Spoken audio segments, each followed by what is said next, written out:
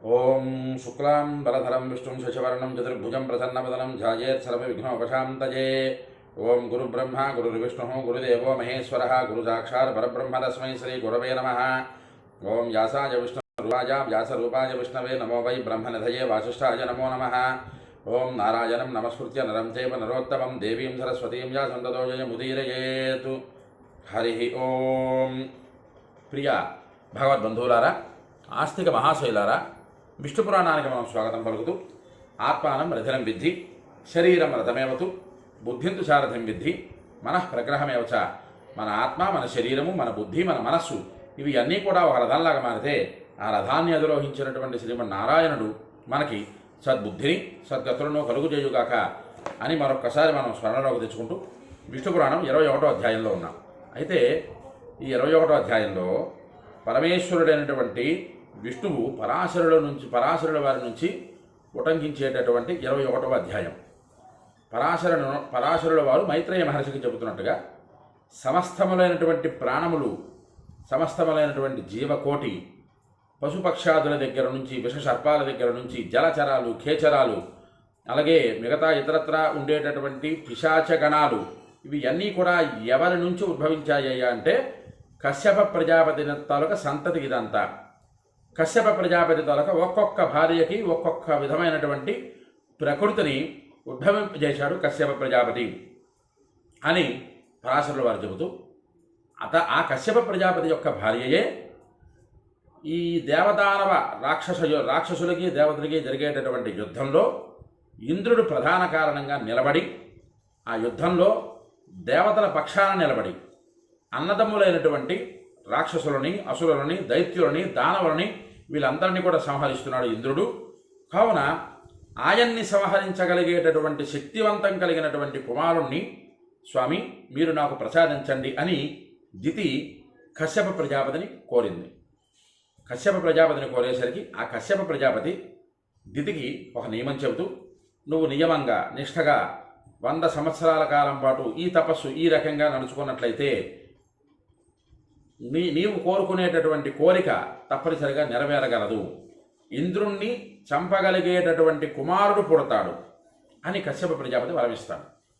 చూడండి, పాజిటివ్ కానీ నెగటివ్ కానీ ఉండేటటువంటి విధానంలో కశ్యప ప్రజాపతి ఇంద్రుణ్ణి నీకు పుట్టినటువంటి కుమారుడు చంపుతాడు అని అనలేదు.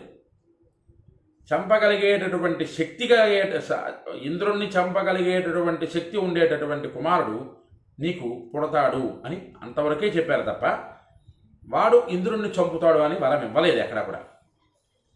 దీని వెనకాతల దైవ ప్రణాళిక ఒకటి ఉన్నది, అంతర్లీనంగా ఉండేటటువంటి దైవ ప్రణాళిక. సరే, కిందటి వీడియోలోనే పూర్తి వివరం చెప్పుకోవచ్చును. ఇంద్రుణ్ణి చంపాలనేటటువంటి గర్భస్థ శిశువుని దేవేంద్రుడు వజ్రాయుధంతో చంపాడు. ఇదంతా మనం చెప్పుకోవచ్చు నిన్నటి వీడియోలోనే. కానీ ఎందుకు అక్కడ ఆపేసి ఈ ఘట్టంలోకి రెండో ఘట్టంలోకి తీసుకురావడం అంటే ఈ దైవ ప్రణాళిక గురించి కాస్త వివరం తెలుసుకునే ప్రయత్నం చేద్దాం. దేవతలు, దానవులు, దేవతలకి దానవులకి మధ్య జరిగేటటువంటి అతి భయంకరమైనటువంటి యుద్ధాలలో దేవతల పక్షాన, దానవుల పక్షాన ప్రాణికోటి నష్టపోతున్నారు. సరే, ఇక అమృతము సంపాదించారు, క్షీరసాగర మథనం ఇవన్నీ జరిగాయి. ఈ జరిగిన తర్వాత అమృతం పుట్టిన తర్వాత దేవతలందరూ కూడా ఉన్నారు. సరే, ఈ కథ అంతా వేరు. కానీ ఇక్కడ అన్నదమ్ములు తాలూకు వారే అన్నదమ్ముల్ని చంపుకుంటున్నారు. దితి తాలూక సంతానం దానవులు, అదితి తాలూక సంతానం దేవతలు. ఈ రకంగానమాట. సరే, మొత్తం మీద కశ్యప ప్రజాపతి సంతతి ఇదంతా కూడా. ఈ కశ్యప ప్రజాపతి సంతతి ఒకళ్ళ మీద ఒకళ్ళు పడి చంపుకుంటున్నారు కదా, దీనికి ఏదైనా ఒక మార్గం ఉన్నదా అనేటటువంటి ఆలోచన మనందరికీ సర్వసామాన్యంగా కలుగుతుంది ఈ ఘట్టాలు వినేటప్పుడు. అక్కడ మార్గమే దైవ ప్రణాళిక అని మనం చెప్పుకుంటున్నాం.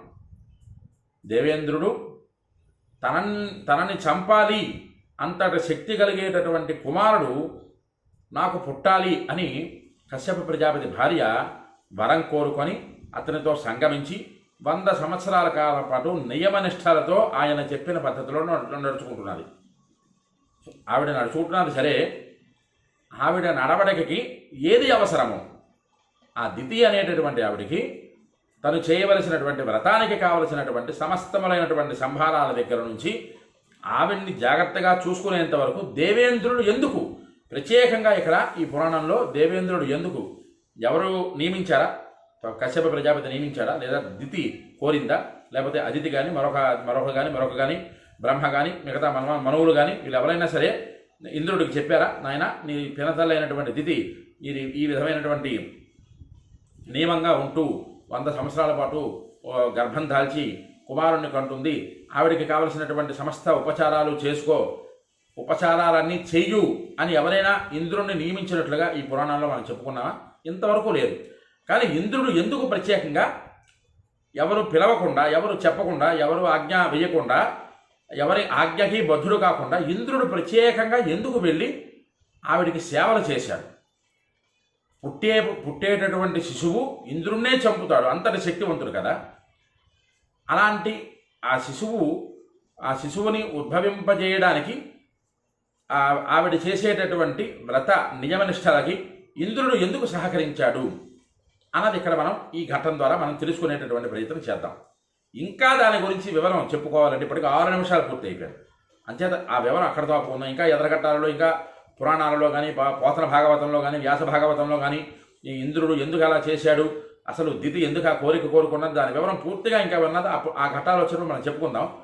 ఇక్కడ 100 సంవత్సరాల కాలం పాటు ఆ దితి చక్కగా నియమనిష్టలను పాటించుతూ ఉన్నది అని చెప్పు. ఆవిడ చేసేటటువంటి ఒక్క తప్పు ఏదైనా ఉంటుందా 100 సంవత్సరాలలో? ఆ తప్పు గురించి ఎదురు చూస్తూ ఉన్నాడు ఇంద్రుడు, దేవేంద్రుడు అని కిందటి వీడియోలో మనం ఆపుకున్నాం. ఆ ఘట్టం నుంచి ప్రారంభం చేసుకుంటే, ఊనే వర్షశతే చాస్య దదర్శాంతరమాత్మన అకృత్వా పాదయోహ శౌచం దితి శయనమావిశతు నిద్రాం చ ఆహారాయ మాస తస్యాహ కుక్షిం ప్రవిశ్య సహ వజ్రపాణిది మహాగర్భం చిచ్చేదాధ ససప్తధా. ఇక్కడ చాలా జాగ్రత్తగా ఉన్న 4-5 శ్లోకాలే చాలా జాగ్రత్తగా వాటి వివరం తెలుసుకున్నట్లయితే, ఊనవర్షశతే చాస్య దగ్గరగా 100 ఏళ్ళు పూర్తయిపోతున్నది ఆవిడ తాలూకా నియమం, ఆవిడ తాలూకా నిష్ఠ, ఆవిడ తాలూకా వ్రత ఆచరణ క్రమం 100 ఏళ్ళు పూర్తయిపోతున్నది. ఆ పూర్తయిపోతున్న సందర్భంలో కొంచెం తక్కువగా 100 ఏళ్ళు అవుతూ ఉండగా ఇంద్రుడు తనకి అనుకూలమైనటువంటి వాతావరణం, అవకాశం ఎప్పుడు దొరుకుతుంది అని వేచి చూస్తున్నాడు కదా. ఆ సందర్భం రానే వచ్చింది. ఏమిటా సందర్భం ఇక్కడ శ్లోకంలో చెబుతున్నారు? నిద్రాంచ ఆహారాయ మాస తస్యాహ కుక్షిం ప్రవిశ్య సహ. ఇక్కడ ఈ పురాణంలో ఆవిడ ఆహారం తీసుకొని కాలు కడుక్కోకుండా నిద్రపోయింది అని చెప్తున్నారు. కానీ ఇంకొక పురాణాలు, పోతన భాగవతము, వ్యాస భాగవతము అవన్నీ చూసుకునేసరికి ఆవిడ గడప మీదన జుట్టు విరబోసుకొని చేరబడ్డాది అని చెప్పుకునేటటువంటి ఘట్టాలు. సరే, ఇక్కడ పురాణాలలో చిన్న వ్యత్యాసాలు ఉంటాయి, కాదని లేదు. కాకపోతే ఆ వ్రత నియమ భంగం ఎలా జరిగింది అన్నది ఇక్కడ చెబుతున్నారు. ఏమిటది ఇక్కడ చెప్పారు? దితి ఒకనొక సందర్భంలో కాళ్ళు కడుక్కోకుండా ప్రక్కపై పరుండడం జరిగింది. పరుండ వెంటనే కూడా ఆమెకి నిద్ర ఉపక్రమించింది. వెంటనే నిద్రకి ఉపక్రమించింది. నియమనిష్టలు పాటించి ఉంటుండగా ఆవిడ అనుకోకుండా ఒకనొక సందర్భంలో పడుకోకూడదు అనేటటువంటి వేళలో నిద్రించింది. ప్రక్కపై చేరబడింది. అలాగే ఆవిడ నిద్రలోకి ఉపక్రమించింది. పడుకోకూడనటువంటి సమయాలు కొన్ని ఉంటాయి మనకి. వాటి వివరం గురించి మనం చెప్పుకున్నామంటే పురాణం పక్కకి వెళ్ళిపోతుంది. అయితే ఆ సందర్భంలో దేవేంద్రుడు ఇదే అదునుగా తన వజ్రాయుధం చేతబోని దితి తాలూక గర్భంలోకి ప్రవేశించి గర్భస్థ శిశువు తాలూక పిండాన్ని వజ్రాయుధంతో ప్రహారం చేస్తూ అతి దారుణంగా ఆ గర్భస్థ శిశువు తాలూక పిండాన్ని 7 ముక్కలుగా నరికాడు అని ఇక్కడ ఈ పురాణంలో ఉన్నారు. సరే, ఇదేంటండి ఇంత పురాణం కదా, దేవేంద్రుడు అంతటి వాడు ఆ శిశువుని, ఆ పిన్నమ్మ ఏదో తప్పు చేసింది కాబట్టి శిశువుకి ఏదో శిక్ష వేసేసి మీరు సరైనటువంటి బలపరాక్రమాలు లేకుండా జీవించుదురుగా కానీ శాపం ఇచ్చేసి వెళ్ళిపోవచ్చు కదా. కానీ ఇంద్రుడు, దేవేంద్రుడు గర్భంలోకి దూరి గర్భస్థ శిశు పిండాన్ని 7 ముక్కలుగా ఎందుకు నరికాడు అన్నది ఇక్కడ నుంచి జాగ్రత్తగా మనం తెలుసుకోవాల్సినటువంటి విషయం. సపీడ్యమానో వజ్రేణ ప్రరు రోదాతి దారుణం మారోదీతిది తం శక్ర పునరభాషత అని ఈ శ్లోకం. ఇక్కడ పరమాద్భుతమైనటువంటి శ్లోకం ఇది.